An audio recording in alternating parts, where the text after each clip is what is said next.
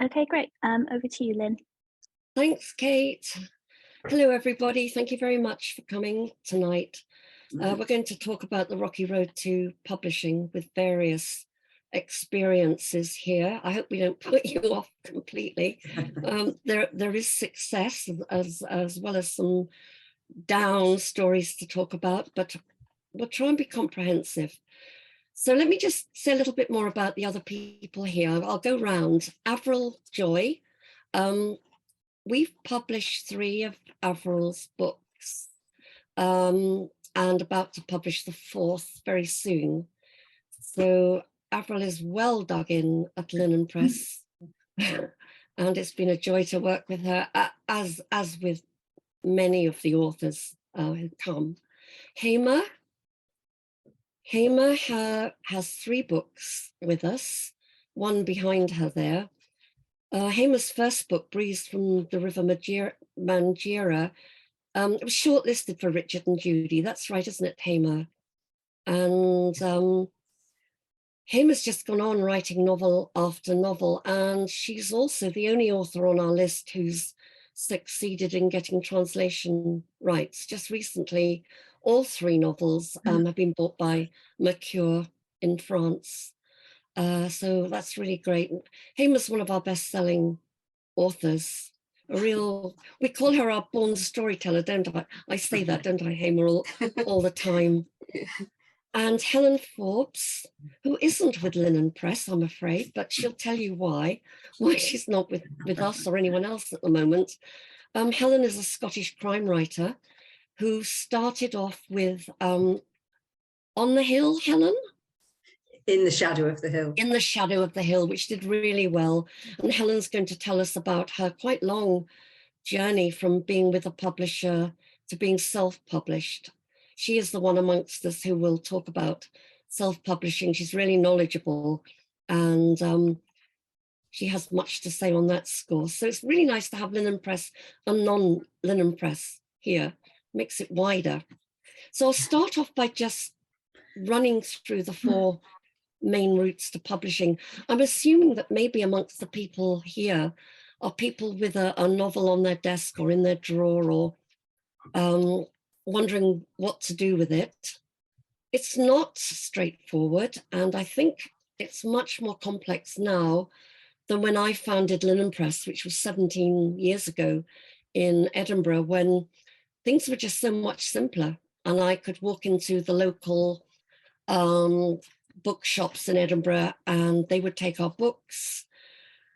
Nowadays it's all top down, so if you're thinking Waterstones, for instance, those decisions aren't made by the local bookshops, they're made by the marketing team on high, and it's all much more complicated. So I've watched the changes over the 17 years, and I would say it's tougher now, but we'll expand on that. So you've got a book and you want to publish it, fiction, non-fiction, life writing. So the first possibility is to find yourself an agent. And most of the agents are fairly well dug in, well established. They've got a big list of clients, often quite well-known authors. So who will take you on? My hunch is that agents are looking for award winners, people who have a clear writing career in front of them, maybe youthful, young writers, debut writers. Nowadays, also authors who have a very strong social media presence who will contribute to the whole marketing story. So, I mean, you can apply to agents and you might hit lucky. I was picked up with my first novel because it was runner-up in a competition ages ago, decades ago. And she's the only agent I've had. And then she dropped me when I wrote the next book, which she didn't like at all. And she said I shouldn't publish it. So I said, fine, I'll go my own way. So that was the end of me and agents. But other people may have more positive experience than that. I mean, you just have to approach them cold and if you go to the sites of the agents, you will note that many are not taking on unsolicited new clients. So you need an entry point. You need someone to open the door for you often. So you need to know somebody. It's all about networking and contacts, but it's not to say it doesn't happen. Can happen. So okay, agents is one path, and these four are not mutually exclusive at all. And then we've got the big five, the huge publishers. Oshi, have you got the list? Yes, I do. Oh, good. It's Macmillan, Simon & Schuster, Penguin Random House, HarperCollins, and Hachette. And you might think there are many, many more publishers than that, but there'll be imprints which hang underneath those big five. So although you might think there are dozens and dozens and dozens, there aren't. They're all imprints of those big publishers. Very hard to reach them. I don't know how many of them would read unsolicited submissions. I think most of the time they're taking submissions from agents. So if you haven't got an agent, then you're going to have more problems finding a path through to those big five, unless you've won a big prize, unless you have publicity for some other reason, unless you're already in the limelight, unless you're a name. Tough, but it can be done. So going on down the list, that there are the independent publishers, and that word covers a whole multitude of differences, from big presses with buildings, staff of 30, big marketing budgets, to me in a caravan in the Western Isles with Kate and Oshi and Emily and a few other folk who helped me. So very, very tiny, hands-on, and everything in between. So when we say indie, we're talking about Canongate, Salt, all the way down to, I say down, but it might be up, to Linen Press, what are the other small ones? Sandstone, Fledgling Press in Edinburgh. So the word covers a lot of different practices. And be careful with indies. One or two also have hidden the fact that authors are expected to contribute to the costs of having their books published. Not many, but a few do. And finally, if all that falls flat, or if none of that appeals to you, then you go down the increasingly popular route of self-publishing. I mean, it used to be a tiny, used to be a minority, would you say, Helen? Yes. When I started 17 years ago, I didn't see a lot of self-publishing. Now there's a lot. I mean, it's mainstream, would you say? Yes, it's definitely increased a lot in recent years, and some quite big names now are self-publishing, and some are hybrid. They may self-publish some books but still be with a publisher for others. So it's certainly become much more popular and much more competitive, I think. And I presume much more accessible as the channels open up, but you'll tell us about that. Yes.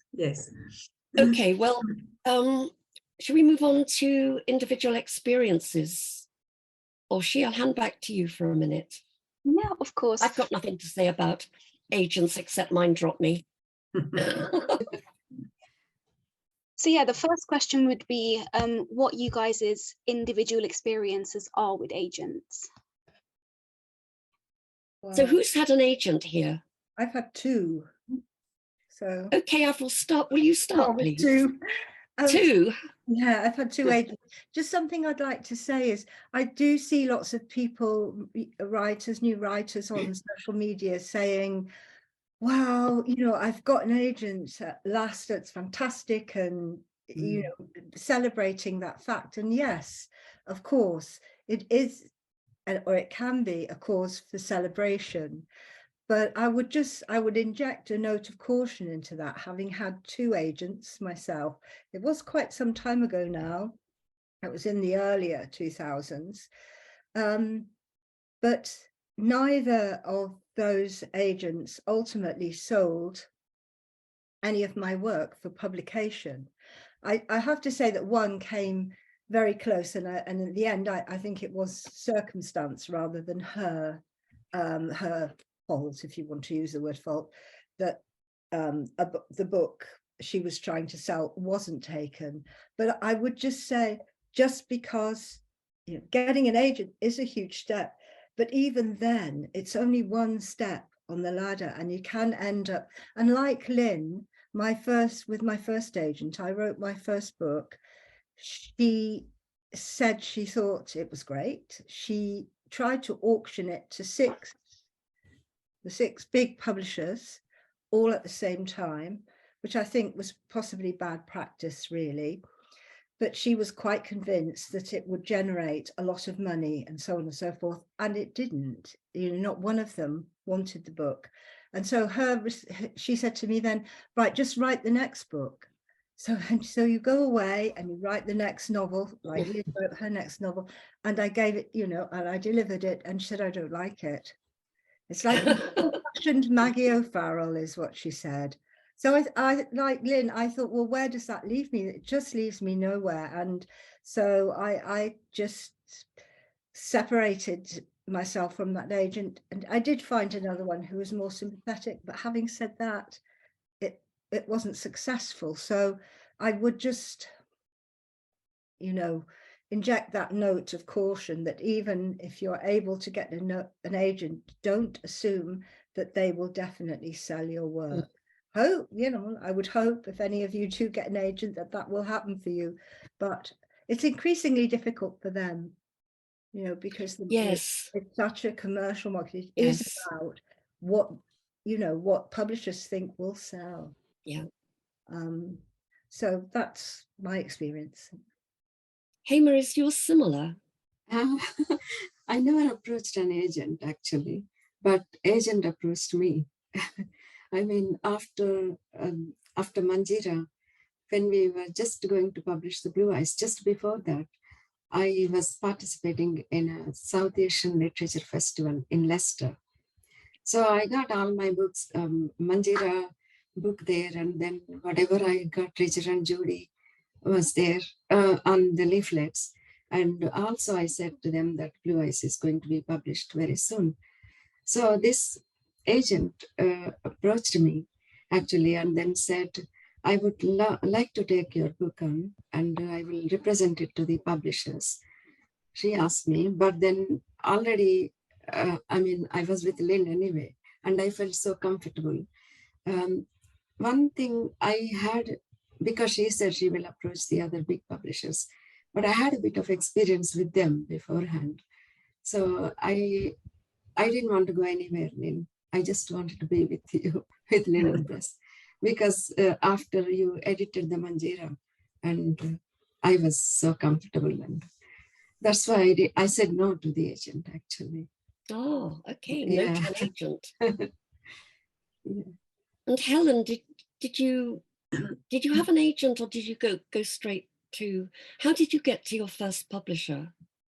And the first publisher I just approached Right. myself. It was a small independent publisher, and so, you know, over the years after that, I did try to get an agent. As Avril said, you know, I thought it would be the sort of key to everything. And eventually, actually, an agent approached me. It was somebody that I knew through committee work, and he had read some of my work before, and I was very excited because I knew he was a good agent, but I also knew he was very, very busy. And so he approached me, offered to take me on, and he had, I think, 3 books over a period of mine that he tried to market. And in one way, it was great to get feedback from big publishers. You know, it was wonderful. But he didn't seem to want to take the feedback on board. It was that same thing as Avril said. It was just leave that and write another book. And you know, I wanted to, because some of the feedback was very similar, so I wanted to really work on the book, one in particular, and you know, try and improve it. But he said, no, there's no point, just move on. And then he became even busier, and communication became quite difficult. And I had one book that I gave to him, and it took 10 months for him to read it. I just couldn't stand that. And yeah. Meanwhile, I had written another book, and I just felt like I would be sending it off into an abyss if I was to send it to him again, because, you know, I thought, how long is it going to take to get back to me? So, you know, that was really why I decided at that stage to, after a lot of soul searching, really decided to end the relationship with him and just go on my own again. So, but you know, I think having an agent is good, but also I think, and we'll come to this later, is the returns that one gets from publishing. You know, the agent is also taking a cut of that too. So the more people that are involved, the less you're getting. So unless you're doing particularly well, but as you said, Lynn, the crucial thing about an agent is that a lot of the big publishers won't take unagented you know, submissions. So you know, I can understand why people would want to have an agent. Can I just also say there, Lynn, just echoing something Helen said, I spent weeks and months waiting for replies from agents, just like Helen has said, and that's very difficult and it can be soul destroying. You know, it's very rare, I think, and it's the story I hear over and over again. You know, that they just don't respond to you. You know. So it's worth bearing in mind. It's part of the you know, process. Okay, she went next. So what are you guys' experiences with big publishers in particular, like the ones we mentioned earlier? Well, I haven't had any with big publishers. So I'll leave this one to someone else. Well, I can tell you a sob story. I mean, I'm here with two hats on. I'm here as the person that runs Linen Press, but I'm also here as a writer. And oh gosh, I mean, we talk about the roller coaster, don't we? The up down of writing. My first novel, I'll tell you the story. First novel I did send off to a fairly big publisher. It was Quartet. And then 3 days later, the phone rang and this husky voice said, "I love your book." And I thought, someone's having me on here. It's one of my children or something. Who is doing this to me? And then he said, "Oh, I love your book. I wanted to publish it." Anyway, it was the guy who, it was Quartet's managing director. And he signed me up within days. And he said, you know, it's going to be big, just like Avril's. I mean, it's the same story. This is going to be big. I started getting the covers, beautiful glossy covers. And I kept interjecting this same question, what about the editing? Because in that first phone call, I said, it's a debut novel. I'm not absolutely sure about it. It needs strong editing. It's not quite there yet. And I knew that. And he said, yes, we will edit, we edit. And somehow this got lost along with the glossy covers. And then the next thing I knew, I got proofs. This was literally weeks. It was so rapid. And I said again, what about the editing? Why are you sending me proofs? It's perfect, he said, it's perfect. And I said, it's not perfect. It's a debut novel. It's got flaws. And the whole point is for me to work with a really good editor and knock this first novel into shape. So he wasn't budging, and I paid a lot of money to withdraw from the contract. And that was White Lies. And it really threw me so much. I mean, Avril, just what you've said, I put White Lies in the drawer and I didn't look at it for a year. It just knocked me flat.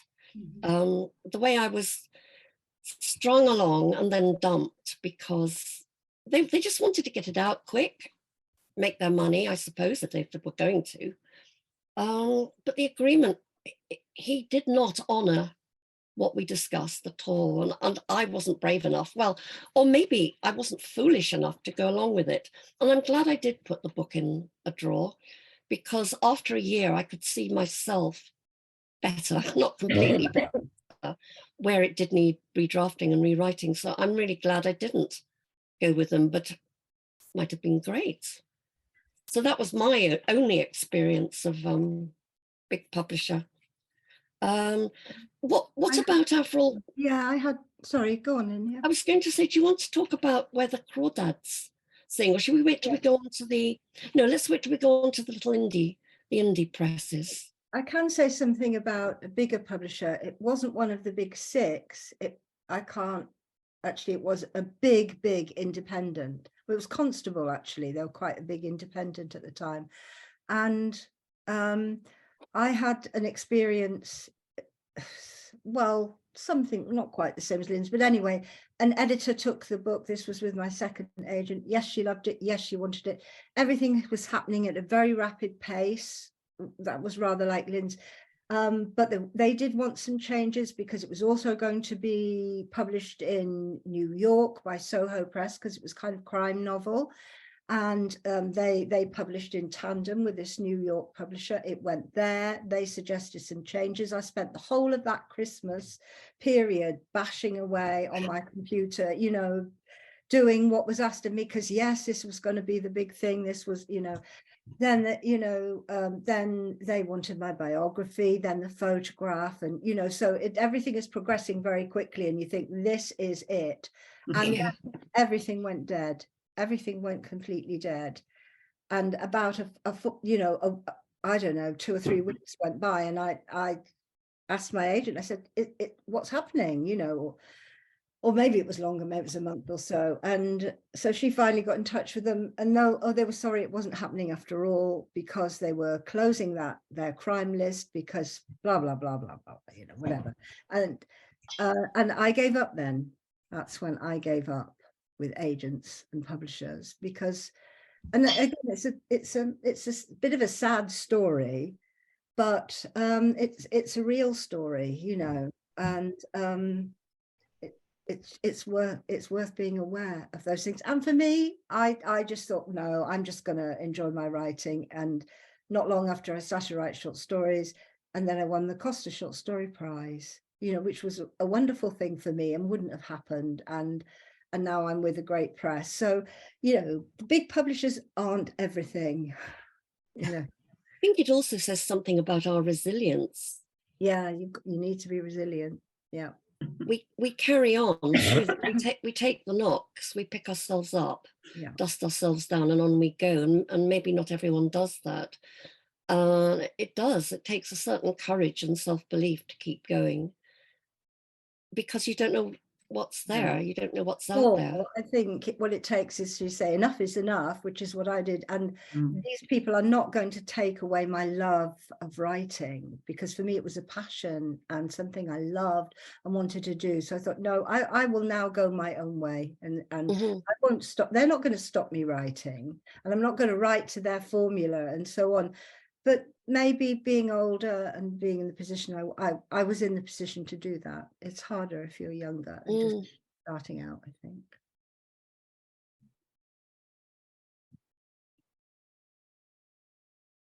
An experience with the big publisher, actually.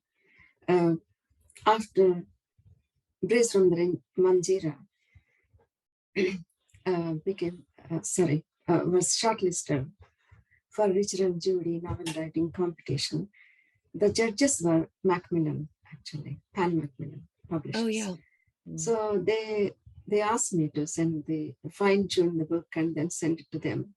I did send it to them, but then later on they said there was too much story in it.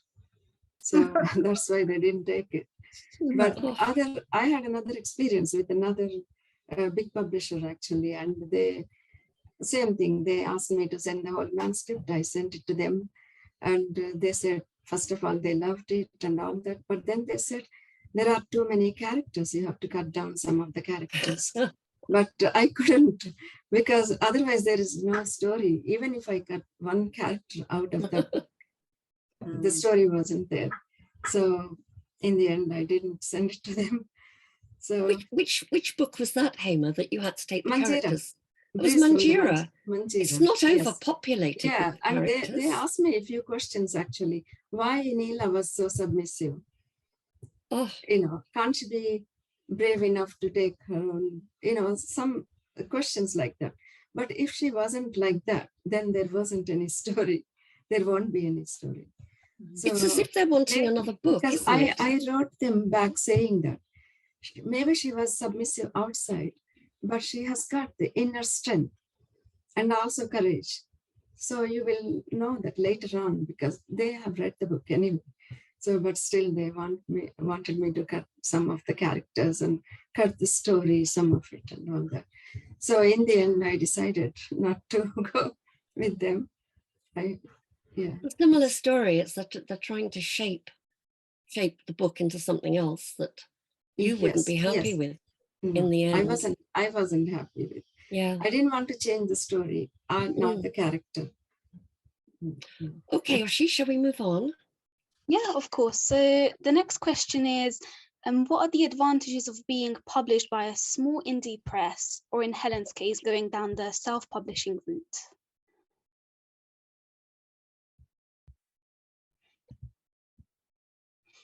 Well, there are lots of, I'll tell you what I think the advantages are, because I've just been writing about them in my weekly newsletter, which is you feel much more connected. You're not going to have people ask you to do what they asked Hamer to do, which is, you know, take your story apart and just write something different. You know, you may have the benefit of Lynn's editing, which is great, and, you know, useful and helpful suggestions and all of that, but you're not, you know, you're not going to have, you're not working with somebody whose only eye is on the market and commercial. And it's a much closer, more intimate relationship. It's a two-way thing. It's a dialogue. You feel that you still own your book.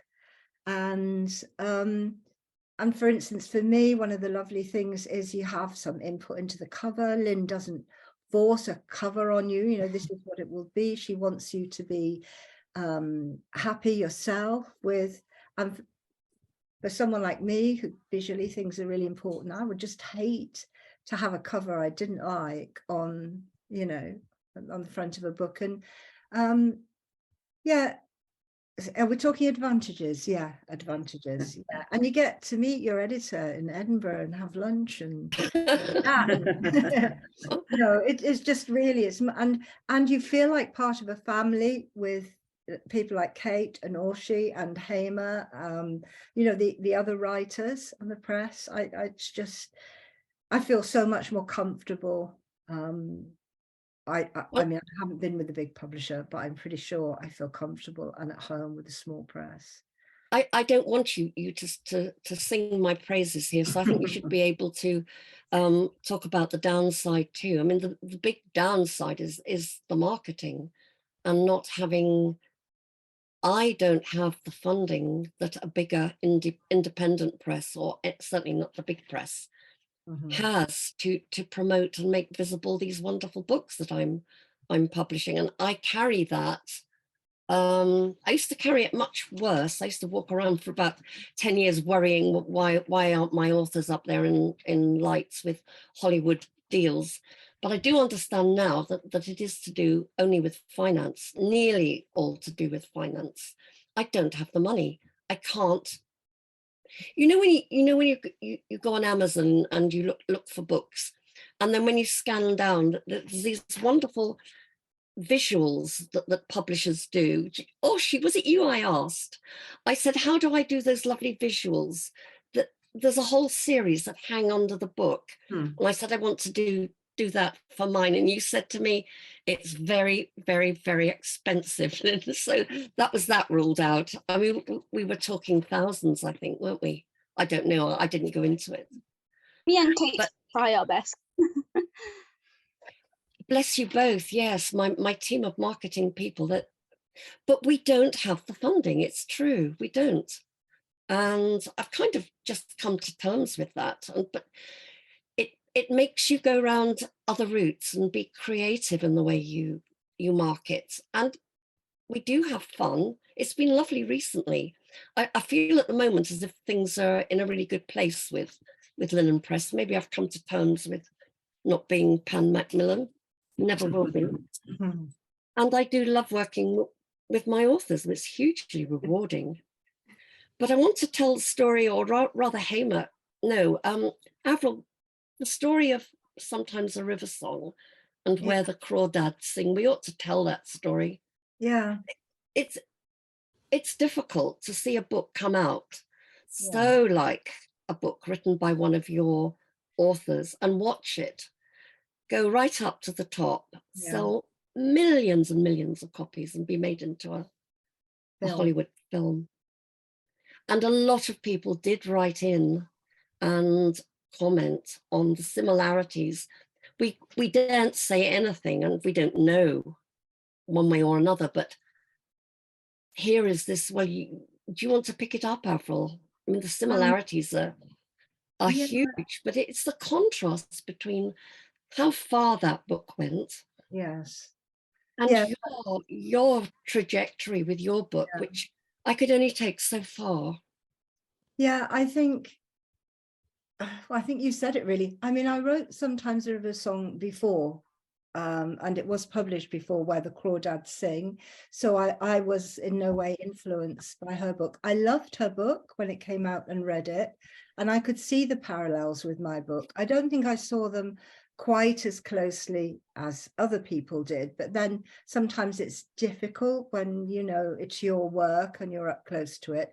But I did have many people email me and say or say things. But for instance, I think it's on my website, someone said, if you loved Where the Crawdads Sing, you'll love Sometimes a River Song, it's even better. You know, and people were saying that to me. Oh, I liked it better. I thought it was better than, I think Ali said that. She's a Lynn Impress writer, and she wrote a really generous blog piece about how come two books so similar, one can sell millions and one can sell, you know, hundreds or whatever. So yeah, I mean, it frustrates the people around me more than it does me. Often it frustrates me, at you, and my family or my husband or my son, particularly because they're more concerned about money, probably say, well, how come, you know, that's just as good and it should be.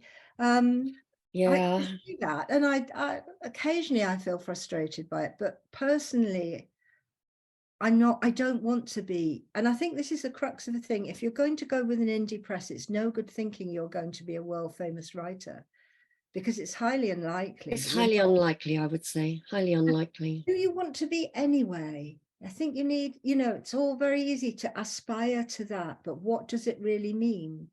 You know, I'm not sure. I would have hankered after it years and years ago, but not anymore. For me, I have a book and Lynn Impress have published it, so that's wonderful. And it's wonderful to get people writing to me and telling me that they love it, and that's enough for me. I mean, I wouldn't turn down $1 million. No, it's philosophical of you, I think. Well, maybe I have to be, and I'm of an age where I can be, but that is particularly, I think it particularly highlights, doesn't it, Lynn, the whole issue, the unfairness. It's not fair, and if you want fairness, don't come here, I suppose, is what we're saying, because you won't necessarily get fairness. It isn't the best, most beautifully written books that go to the top of the pile. There are many beautiful books that sell just in small numbers. So let's turn to Helen and the other route, because you're kind of on your own there, Helen. The others are all with me, and it'll be really nice to hear your account of things. So well, just talk to us about why did you turn to self-publishing? What made you take that route, and how's it been, and what do you need to do and know? There's an awful lot to there is. Yeah, well, you've got 10 minutes. Okay. Well, I had been with, as I said, a small publisher for my first two books. I didn't find it a terribly positive experience. I won't go into all the issues there, but after that, when I started on, I think, my third book, I hoped to get another publisher, and preferably a bigger one. You know, I would have liked to have got a bigger publisher, and I was trying to get an agent at the same time. And that, you know, I was hopeful of a bigger publisher while I had an agent, and before and after. But eventually I just got sick of the rejections, or not even getting a response from publishers and or agents. And I knew, you know, I'd become aware of self-publishing, and a lot of people were doing it. And I had some friends who were self-publishing, so I think that was quite helpful. Gradually became aware that some bigger names, people who had already been published by traditional publishers, were starting to self-publish. So I was quite aware of it, but I didn't really think it was for me. And then I think during COVID, during lockdown, I had written a book then fairly quickly. That was the one that I didn't want to send off to the agent. And so I was trying at that stage, I think, to get another agent, to get publishers, and so many people had closed their lists that it was impossible to get anywhere, really. So I think in some ways the decision was kind of made for me at that time, because I thought, well, I can go and start another book. I've already got I've got 3 that the agent had tried to market for me, and I could go and start on another one, have 5 books sitting there. No one, and I knew, 2 of the books that the agent had tried to get published for me were not crime, so I kind of put those to the side. But I then had 2 crime novels, and was keen to start on something else. So I think that's really why I made the decision about self-publishing. But I mean, I read a lot about it, and there is a huge amount of advice out there. There is a lot of there are a lot of books, a lot of websites, lots of training courses, and lots of people who are make their living from telling you how to self-publish. There is a great deal of support out there, and there's the Alliance of Independent Authors, who also have a lot of publications and a lot of sources of support there. But it wasn't an easy decision to make. But eventually, I just decided that was it. I was going to go for it. So I have to say it was a steep learning curve. I've learned so much from. I've had 4 books self-published now, but one of them is just a novella. So 3 full-length novels. And I learn something new every time. I get better at it, I suppose, as the next novel comes out. I suppose talking about advantages, I like the fact that I have full control over everything. I think Avril mentioned covers. I was not at all happy with the first cover for my first book. In fact, I only really agreed to it, although I wouldn't have had any say in the end, because I was presented with an even more hideous cover originally. And I just said, no, this is awful. I can't. And they came back with something that was not nearly as bad. And, I said, okay.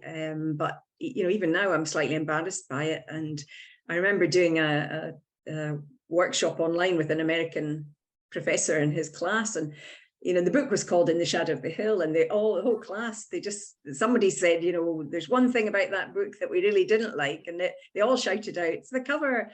There's no picture of the hill, there's no hill on the cover. It was a beach actually below the hill that had been put on the cover. But that kind of thing happened all the time. People said, what on earth were they thinking of?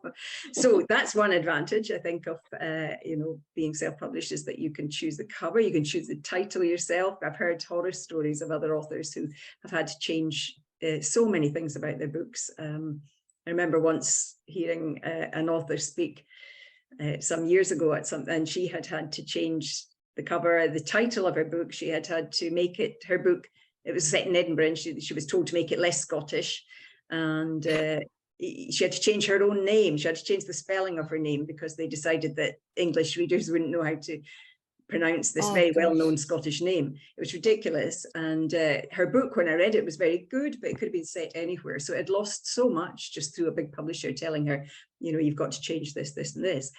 So there's none of that when you're self-publishing. The other advantage, I think, is the publishing schedule. There's none of this having to wait 18 months in a queue, for the publisher to have a slot where they can publish you. You can do it as quickly or as slowly as you like.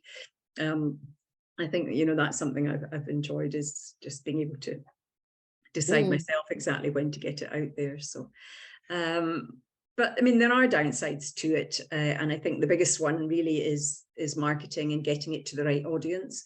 I think you can have the best book, the best written and the best looking book, that there is available. But if you can't get it to the audience, then and nobody's going to know about it. So I think that's probably, the biggest downside of it, is just that difficulty in getting marketing and reaching the audience. I think we're going to talk a bit more about that later, about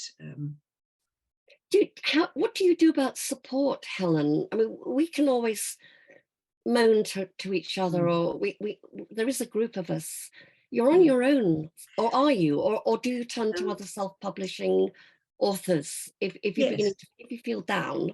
Where do you go? Yeah, no, I've got quite, over the year, I've been writing for a long time now, and I do have quite a large support network of friends and people who are, some of whom are self-published, some of whom are traditionally published. But, I can always chat to them and speak to them about it. So I'm actually just, I probably shouldn't be doing this, but I can see the chat there, and I will answer this question if that's all right just now. Yes. I think it was, how difficult is it to get it into the bookshops? That's something I was going to say later. Yes. Yeah, I've been very fortunate with the local Waterstones. They've taken all my books. I just get in touch with them and tell them when I've got a new book out. The local newspaper is very good as well at reading the book and doing an article and a review every time. So that's great, but I don't think it's ever been, I don't think any of my books have been in any other Waterstones. It's always just been the local one. And I've been lucky with Highland and Island bookshops. Quite a lot of those have taken on the book, because most of my books are set in the Highlands and Islands. However, I do have a couple of books set in Edinburgh, and I've had no luck in getting Edinburgh bookshops interested at all.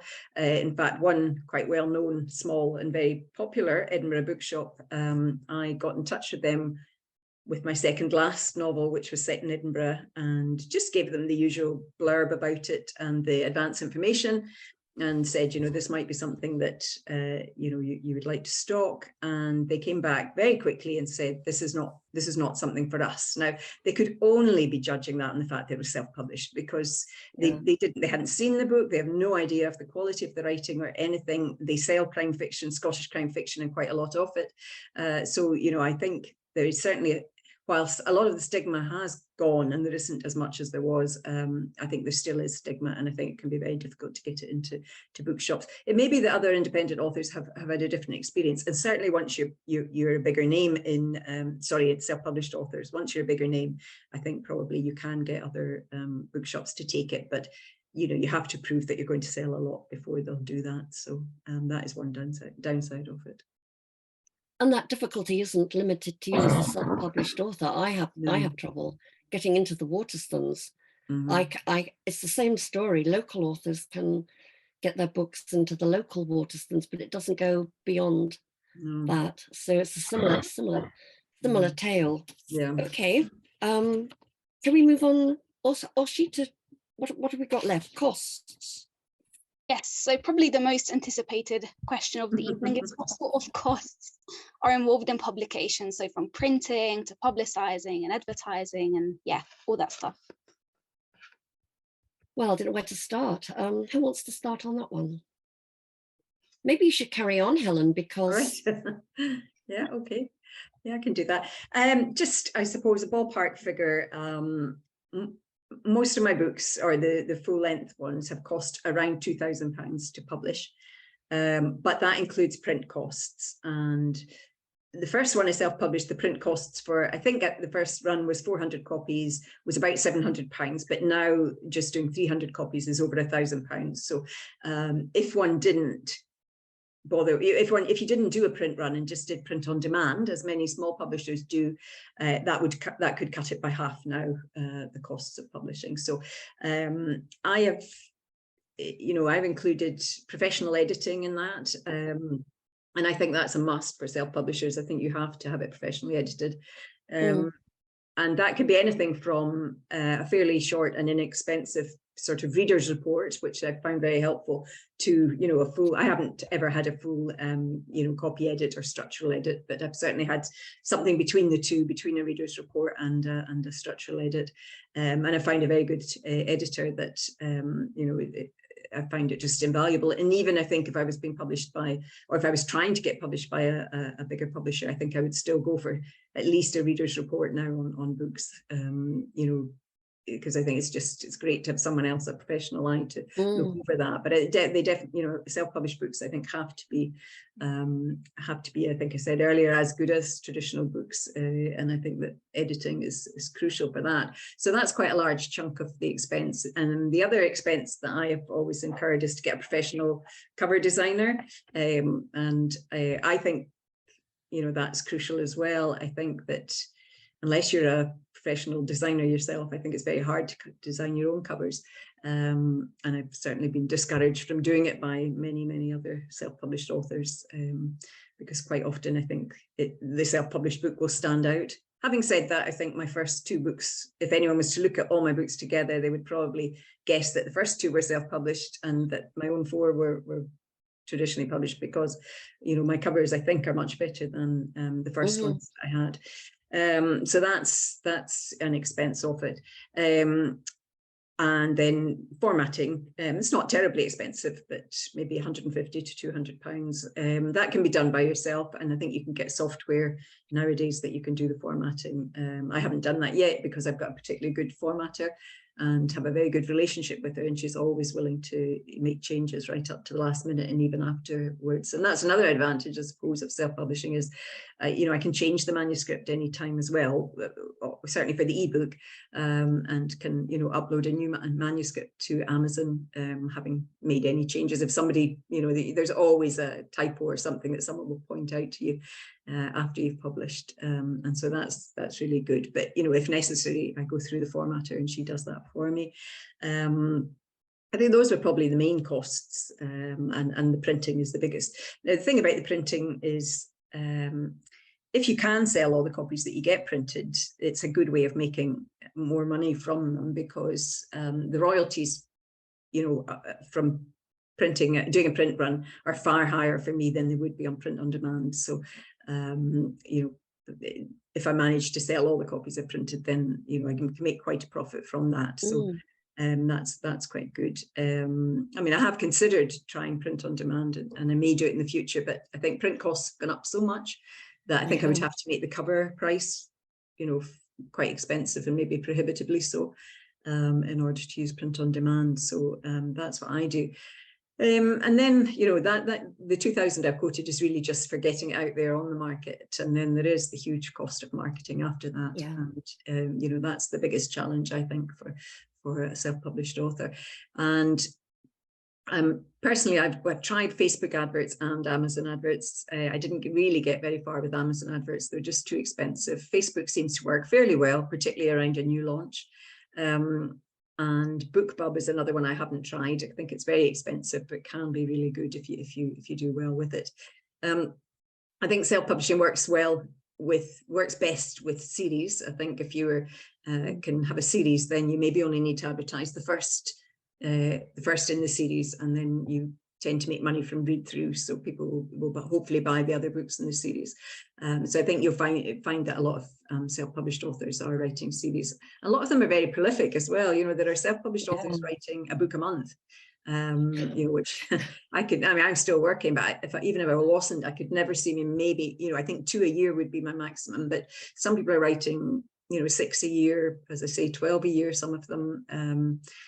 And I don't know what the quality of those books, well, I do, you know, there's one crime writer that I've read who's doing 6 to 8 books a year, and the quality is very good. But I think, you know, not many people will be able to do that. But that's, you know, another way that people make a lot of money through self-publishing is to be. What are they like if they're turning? Well, as I say, these crime books that I've read that are 6, you know, he's 6 to 8 a year. They're very good. There's absolutely no problem with the quality of the writing in those. The others, I've never read anyone who's done one a year. I think one a month. Sorry, I think they tend to be romance and fantasy, where the genres that do very well in self-publishing. But yeah, I don't know. There may be people who can write fast like that, and the thing is, there seems to be a market for them. You know, that seems to be what the readers want. So you know, I think that's an important point. That are you catering for the market which is wanting a series, the same characters, quick reads, easy reads, or going down the other way? I have a book on my list called Manual for a Decent Life. Which is quite an epic of a book. It took Kavita 10 years to write that, and I admire that dedication, and I can see the work that's gone into that kind of writing. It's a different ball game. It's a completely different ball game. I think it is, I think literary fiction tends not to be, you know, tends not to be self-published. I think I may be wrong there, but I think it lends itself more to genre writing. Genre, yeah. There's no doubt about that. So so just, yeah, the only other thing really I was going to say was, you know, if you can reach enough people to make, you know, the rewards can be much better than traditional publishing. I always use the example that my second book on 1 year was earning 23 pence per 9.99 paperback copy. So I was quite shocked by that. I just couldn't believe that I was only getting 23 pence out of a 10 book. I could explain to you what it costs. Well, I know now exactly. You know, to produce a book, and because I'm doing very small runs, it's very, very expensive. And the middleman will take 35%. Or 40 in my case. Printer takes about 35%. We're left with tiny little margins. Yeah. So you really need to sell in thousands and thousands to make anything. Both the publisher, I make very little, and the writer. So yeah, you're cutting out that middle. Yes, you're cutting them out. Yeah, and so at the moment selling through gardeners the same way as a traditional publisher would do. But if I sell through gardeners in a bookshop, you know, I would get 10% on a £10 book. So it's still quite a bit more than 23 pence. Yeah, say per copy. But if I sell direct from my website, then or at events and things like that, I could be making 60% profits. So you know, that's quite a big difference. And then for ebooks, for traditionally published, it was about 30% in royalties, I think. But with Amazon, it's 70% royalties on an ebook. So, but it's getting it's getting the scale. You know, if you can't get it out to enough people, you're not going to make more, but you know, than you would with a traditional publisher. Well, I was just going to bring Hamer in because one of the lovely things that Hamer does is hold these big launches where we don't have gardeners or anyone. I get the books straight to Hamer. Hamer sells them for a proper price and sells them well. And Hamer, maybe you should just say briefly, we're running out of time a bit, but you helped me by, you've done 3 great big launches. Yeah, to organize, I organized the book launches because I knew that because Lynn couldn't be here because she was in Edinburgh. So she sent me the books and I arranged the book launches. 2 of them were in Nehru Centre and another one was White Collar Factory in London. So all of them were very successful book launches actually. But I, beforehand, I almost send emails to everyone, whoever my contacts and their friends and bookshops and everywhere actually. And the first book was in the local paper too. The first 2 actually, Blue Eyes as well. The book launch, I put it in the local paper. So many of them came and I put them in the libraries and like advertising actually. So people came. I think recently the 3rd book was sold about. And you did all the catering, Hamer, as well. Yes, and again, I did. You contributed to the marketing and I contributed. Yes, you did so much. I did the catering, refreshments and drinks and things like that. Yes. So you did do a lot, and you did help me a lot. It's not always the case. But thank you, Lynn. Not at all. Though it's a boost because we're selling the books straight to people. Yes. We're cutting out bookshops and bookshops and also we did well, didn't we? Yeah, not just one launch. It was a big launch one, and then also libraries in little small mini launches in the libraries, and not many people came, but still few books were sold. There's a question for Hamer, Kate. Yeah, there's a question popped up there for Hamer. Okay, sorry.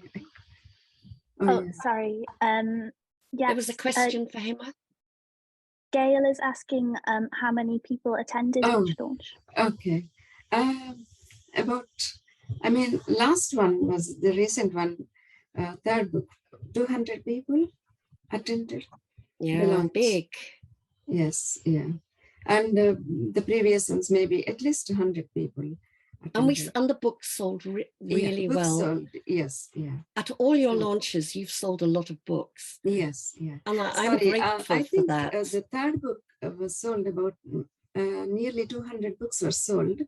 I think the people came about 100 Yeah. 100 people came. Yeah. Yeah. Nearly 100, 98. Yeah. Yes. Yeah. Which is a great gift. It's It a gift. was. You know. Thank So I'm you. just saying, I'm not praising you. I'm not praising you, but you know what I gained from Linen Press was a very fine editor, because you understood my characters very well, as much as I understood my characters, and also the culture of them, because they were all most of them our characters are from India. So you understood the culture, and wherever you didn't, you asked me the questions. That helped me. Actually, the first book, editing, was like doing a course for me. And then later on, it became easier. Yeah. Thank you. Thank you, Lynn. But Hema, I only take on books that I feel I can go deep inside. So I will turn away an awful lot. So your prose will have spoken to me in a way that I knew I could work with you, but it doesn't always happen, you know. Yeah, no. The advantage for me is a That's tiny why press. I said no to the big publishers. But I pick and choose, you know, I get dozens and dozens of submissions. We should answer the questions maybe. Should we cater to some more coming in? Yes, so if anyone has any questions, feel free to send them in the chat now. We've had a couple already. So Bernadette was asking earlier on if any of you have had experience publishing poetry, and if that differs from what we've been talking about already. Well, you could answer that, Kate. Well, yeah, I suppose with the tabula rasa, you mean? That was our first. Yeah, so we well, our previous Rawa, she's left us now, unfortunately, but she organised a project at Linen Press that Avril was heavily involved in, I believe. So if you correct me in anything, Avril, in which we had a collection of poetry, and it was open to anyone to submit, and it went really well. The proceeds all went to charity. So I suppose a lot of small presses would have maybe opportunities like that that are open to anyone. And then, sorry, Avril. I'm not sure that they do actually, Kate. I think that what we did was quite unusual in the poetry world. I'm not saying there aren't occasionally places that, you know, you can submit to an anthology, because there are, but I think that if it's poetry you want to publish, you really have to get your head into that poetry world. There are all kinds of poetry presses, but they won't really look at your work. I mean, tabula rasa was a wonderful thing, because as Kate said, we just invited everyone to submit and then chose the poems, and we didn't worry about whether they'd published poems before or anything like that. And but generally speaking, from my experience, you have to if you're wanting to get poetry published, then first of all you need to get it published in magazines and online, and you need to build up a kind of CV for yourself. You know, this poem was published by Ink, Sweat and Tears, this poem was in the North, you know, so on and so forth, before any poetry publisher will really consider. And there are competitions, and there are pamphlet competitions, and so really, you know, that's the way to go with poetry. I'm sure you could self-publish it as well. You could self-publish it, but then my advice is, if you're going to do that, is like other people have said, like Helen has said, you need somebody who's going to look at that poetry, edit it, so you're not just publishing, you know, unless it's just fun. We vetted it, didn't we? I mean, we vetted the poems. Yes, we did. There was a panel of editors, so and there were small changes were suggested, and so on. Yeah. So I didn't mean to contradict you, Kate, because I just meant that I think what we did was unusual in the poetry world. Okay. It was a new one for us. Sorry, Kate? I think what I was thinking about was, I guess poetry kind of lends itself more to social media and like the Instagram poetry is such a big thing now, which perhaps is easier to promote yourself in rather than writing a novel. But yeah, I guess you're still facing the same problems as we talked about earlier with getting noticed when you don't have the budget and that kind of thing. Yeah. Okay, another question down there. Yeah, so I'm not sure. I think this might be a question specifically to the US, so I'm not sure if you'll be able to answer, but Talib is asking about Barnes and Noble and their publishing services. Does anyone know about that? No, not very much. I'm printed and distributed by the great big Ingram Spark, which is Lightning Source, and one of their platforms is Barnes and Noble. So I don't have to do any of that. I pay a lot more, but they do the work and they put the books out on all those platforms. What they don't do is they don't tell me where the books are sold. So they send in my returns each month. So I might have sold 5 copies of Avril's, sometimes a River Song, but I have no idea where it was sold, and nor will they tell me. So I don't know if it's Amazon or Barnes and Noble or one of the other smaller platforms. It's shrouded in mystery. You can't get that information. But yes, it's all part of the package. And David is asking as well that he says he's from the US and knows a few independent bookstores that have their own publishing companies. Is there a similar situation in other countries? Not that I know of. I believe I've seen Daunt Books in London. I'm pretty sure they publish their own books. They're huge though, aren't they, Kate? Yeah, I think They're they might have been bought by Waterstones now, so I'm not sure if that counts. They have. They definitely used to be, but yeah, I'm trying to think. No, I don't. That doesn't seem to happen over here. I don't know of that. I don't know of any independent book shop doing their own publishing. Do you? Nope. No. That must be a States thing. And then we've had another question from Celinda. I hope I'm pronouncing your name right. I've just finished my novel and am at an editing stage. I have a few agents interested. Do you have advice on editing before submitting? Editing before submitting? Yes. Well, I think Helen made the point that it's a good idea to get another pair of eyes before you send your work anyway. Yes, I think getting some kind of reader's report or something like that doesn't cost too much. But quite a lot of people will just get friends and family, which can be okay. It's certainly better than having nobody read over it. But I think friends and family tend to tell you what you want to hear. So I think it's probably best to get an independent pair of eyes over it beforehand.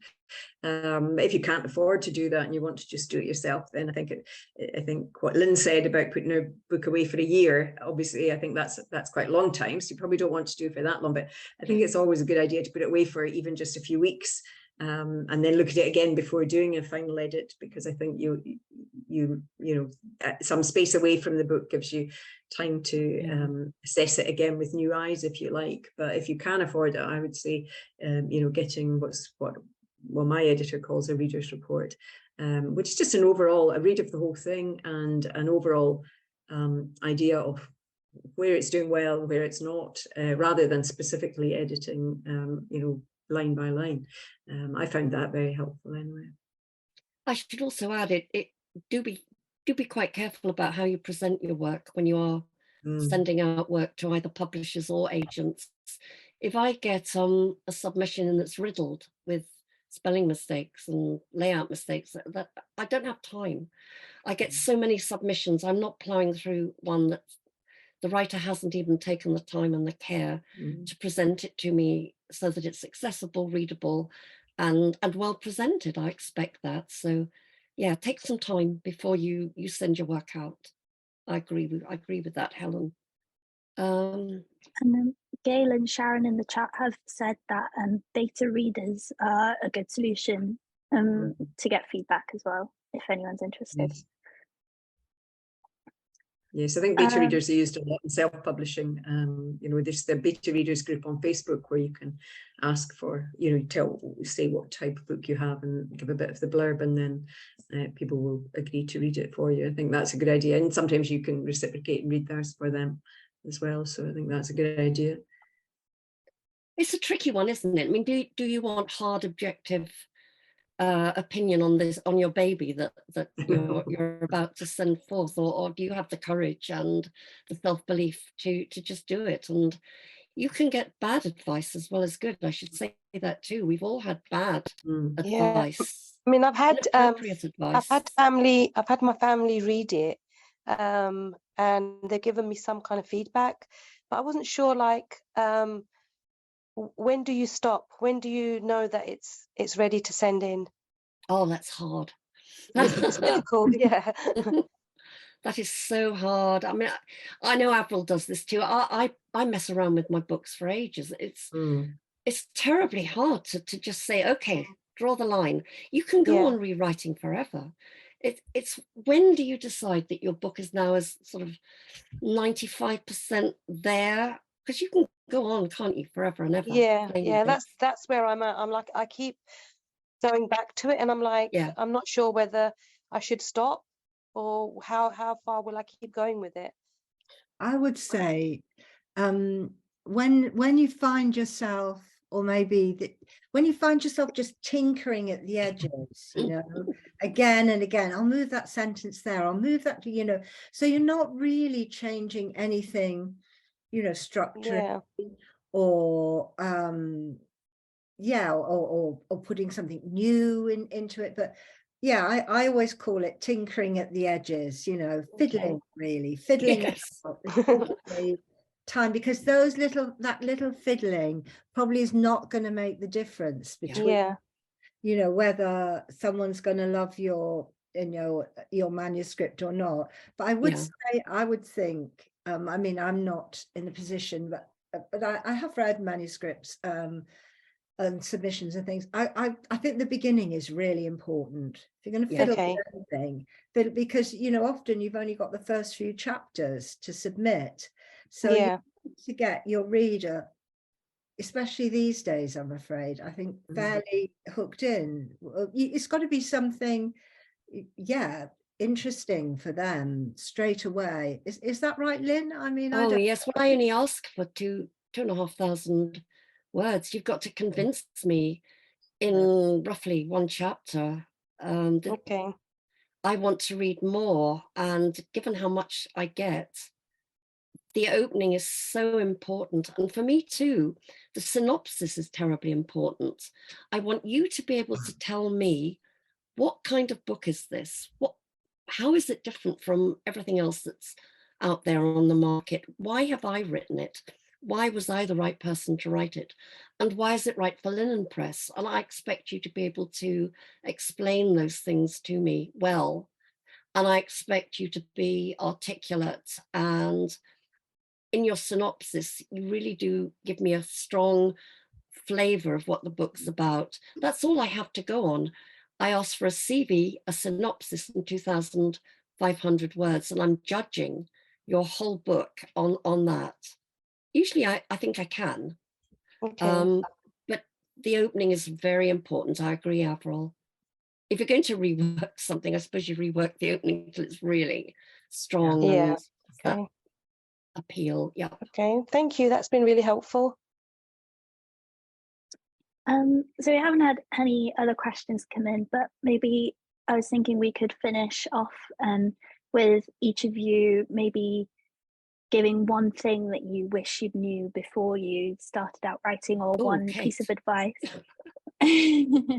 Sorry, she sprung that on us.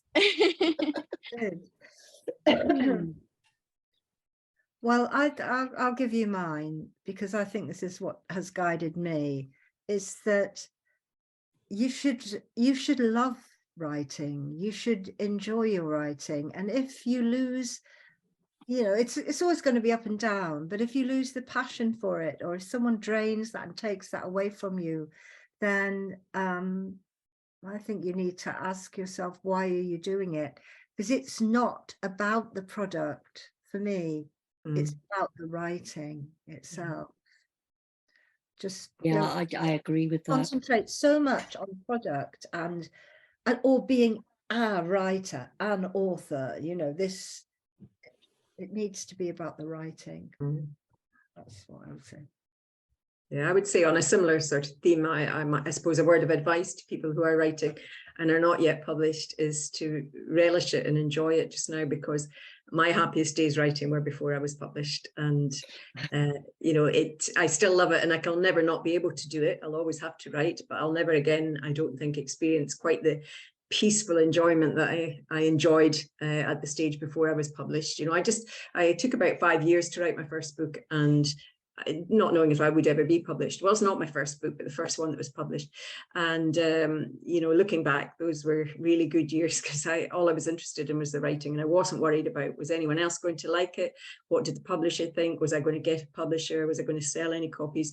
So that would be my advice to any writers out there, really, is just to, I mean, that sounds as if I'm saying it's better not to be published. I'm not saying that, because I've no doubt if I'd carried on in that way for 20 years, I wouldn't be happy either, because, you know, the goal was, I suppose, to get published. But I think just don't forget that you know, to enjoy the writing while you're at it, and that being published isn't the be all and end all. You know, that there's the writing. I think that's very similar to what Avril said.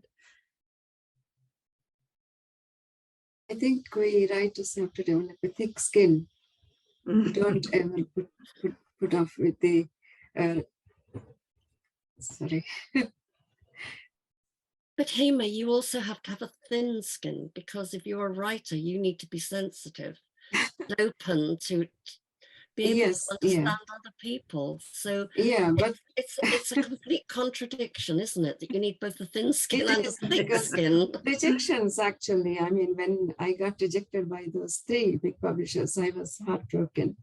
But then, you know, because I love writing, I was reading one day. I was reading the Writers magazine, and then I found you in that magazine, actually, Linen Press. So that's why if I gave up writing, I wouldn't have found you. That's why I'm saying don't give up writing if you love writing. That's all. Yeah. I think we're giving you the same answer, Kate. Yeah, it seems like it. Great question. It was a great good answer, wasn't it? Great question. Sprung on us at the last minute. When that joy and pleasure of putting words on paper starts to go, well, then what's the point? That is what it's all about. Yes. It's the satisfaction at the end of a It is day, actually, yeah. I think we write for ourselves, not for anyone else. Whatever we love, we write. Yeah. When you know you've written a good sentence. Yeah. And it gives you pleasure, and it gives you satisfaction. It does, yes. Okay, I think we should wrap it up there then. Thank you so much, everyone, for joining, and thank you to our speakers. If anyone's interested, we are running a special deal at the moment on our shop. I will put the link in the chat. So our speakers today, their books will all be at a discount of 20%. Is that right, Lynn? For the next 2 weeks. And yeah, I hope you found this session useful. I really enjoyed it. It was really interesting to hear from you all. And please do keep an eye on our social media and Eventbrite page, because we've got more events planned. Our next one will be on writing characters. So if you're interested in writing, you might find that useful as well. And yeah, I think that's everything. Thank you very much. Have a nice evening. Thank you very much. Thank you all. Thanks. Thank you. Bye. Bye. Bye.